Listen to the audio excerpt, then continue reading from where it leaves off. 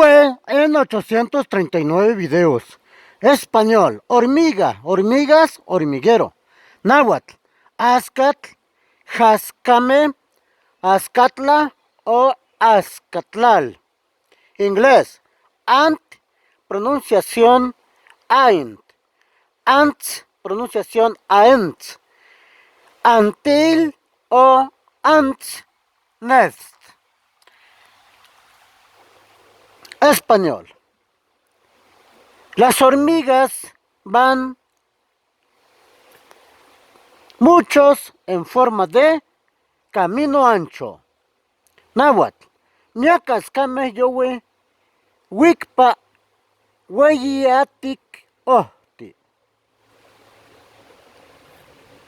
Inglés. The ants go on with the path. Pronunciación. The ants go on a wide path. Inglés. There is a with the trail of ants.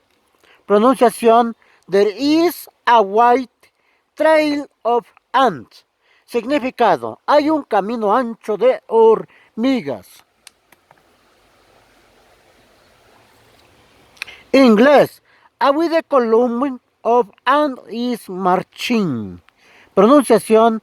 A wide column of ants is marching. Significado. Una columna ancha de hormigas está marchando.